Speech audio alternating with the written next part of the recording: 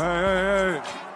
Alright, yo, we gotta talk about these Memphis Grizzlies. Because right off the bat, I just want to say they've been super fun to watch this year. I think some people were expecting this, but even to this extent of how well the Grizzlies have been playing, I think it's caught a lot of people off guard. I think we're almost at the point where I can confidently say that Ja Morant is entering the MVP conversation. He's at least at the point where, you know, who knows, maybe the Grizzlies finish as a top 4 seed in the West with enough wins, and if Ja Morant is able to continue to play well enough, maybe he gets a few votes here or there. But listen, in the Western Conference, at least for this season, I'm kind of just preparing for anything to happen, any team to go on a hot streak, and any team to just take over because it's looking pretty wide open right now. But obviously the headline when it comes to this team is Ja Morant, 22-year-old, looking like superstar at this point as he just continues to elevate his basketball every single season. And again, I want to make myself clear that, you know, when Ja came into the league, it was evident that he was going to be one of those types of players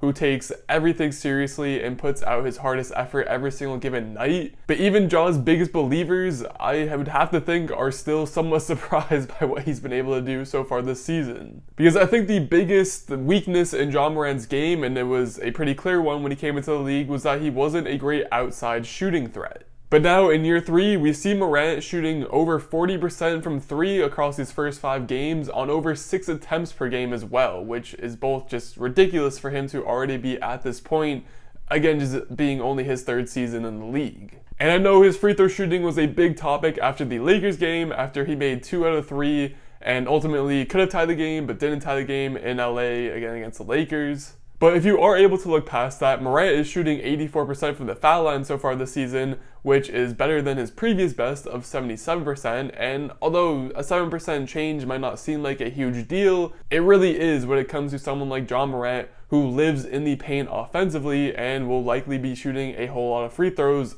not even just this season, but across his entire career. And then on top of all of this, if you're still not satisfied by his crazy offensive production, Ja Morant is currently tied with Steph Curry for the lead in points per game on the season with 30.4, which I don't think anyone saw coming. I know it's only 5 games in, but still. But overall, with just the different ways that Morant's able to acrobatically finish in the paint, I think it's fair to say at this point that he's one of, if not the best finisher at the rim in the entire NBA. I also think he's entering that upper tier of players who you just have to feel like you have to watch nightly because you feel like you're going to be missing out on some of the best basketball out there. I know some other guys that I personally have on that list include, you know, Steph Curry, Kevin Durant. I'll throw Kawhi on there when he's healthy. LeBron James, obviously. But again, Morant just has such a special ability on the basketball court that I cannot wait to be able to watch him for the next, you know, however many years that he's healthy and wants to keep on playing. But even with all of Ja's greatness so far and him leaping into MVP conversations early on, he's not the only reason why this Memphis Grizzlies team has been really fun to watch and so far is producing really well. Another player that I started latching onto pretty heavily last season was D'Anthony Melton. Melton came into the league as a defensive stopper but has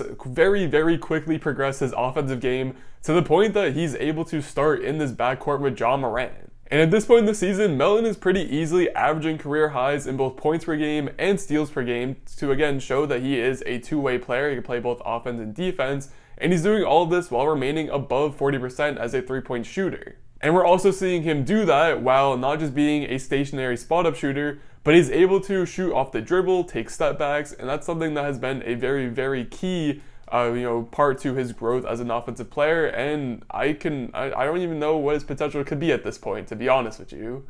Either way, Memphis looks like they have a very solid backcourt locked down for at least the next 5 years or so. And then from there, another young player who is taking an just absurd year 2 leap is Desmond Bane.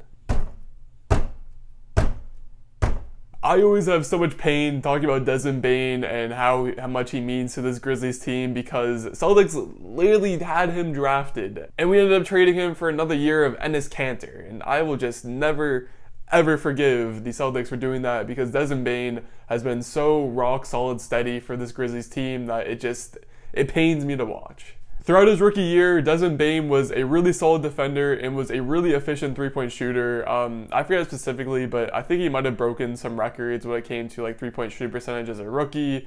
I don't know if that was just a Memphis thing or league-wide, but the guy's a sniper. And then for year 2, I assume Grizzlies coaching staff, front office pulled him aside and just told him to let it rip this year. And that's exactly what Desmond Bane's been doing, because he's keeping very similar efficiencies. He's still an above 40% three-point shooter, but he's essentially just doubled the amount of shot attempts he's had per game so far this season, and it's paying off incredibly. Bane's currently averaging over 19 points per game, which is good for second on the entire Memphis Grizzlies roster. And again, just to lock down someone who can be a great scorer like Desmond Bane, knowing that you have John Morant, a true leader, number one type of guy, and you still have Jaren Jackson Jr., who I'm going to be getting to in a little bit, but he's not really yet to hit his full potential yet. I think that's pretty clear. So just knowing that you have the comfort of already having an established weapon like Bane is going to make Jaren Jackson Jr. and other players' progressions that much easier. And while we're on the topic, let's talk about Jaren Jackson Jr. I remain super intrigued by what his final form is going to look like.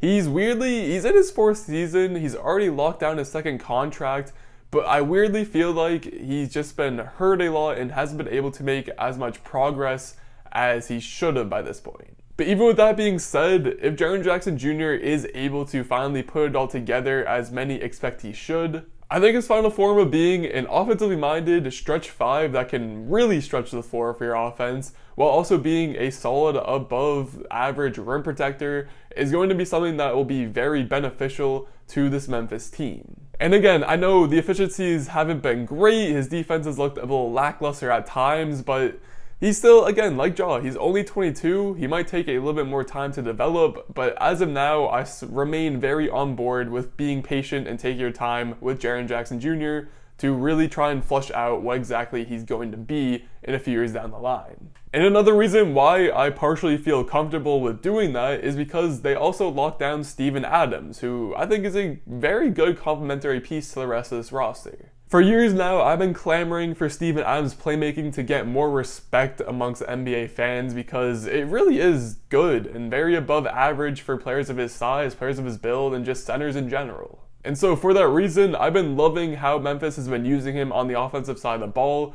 They're sticking true to a 4-out, 1-in setup where they're basically placing Steven Adams in the high post around the free throw line.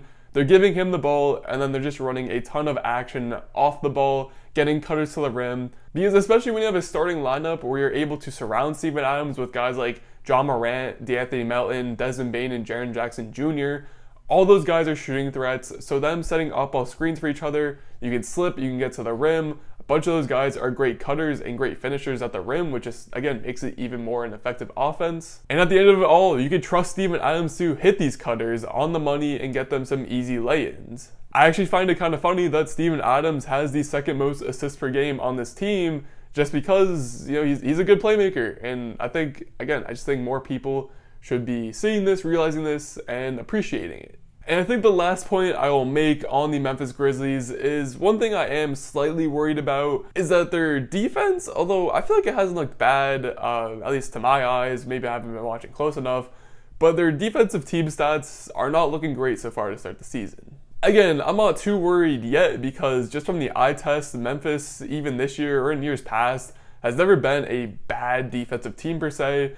But looking at where they sit right now, they're 24th in opponents' points per game against them, and then they're also 27th in defensive rating. So just 2 numbers where you don't want to be in the mid to high 20s for. Again, just one tiny thing that will certainly be worth monitoring as the season goes on for the Grizzlies. But again, minor thing, if you're tuning into Grizzlies games, you probably don't care about how well the defense is performing as much because, again, you have John Morant to watch, and he is becoming must-watch basketball every single night, and I'm just really excited to see what he's able to do down the line, if he's able to hold up, because I really do think he could be entering MVP discussions as soon as this season, which would be very exciting to get some fresh new blood in there.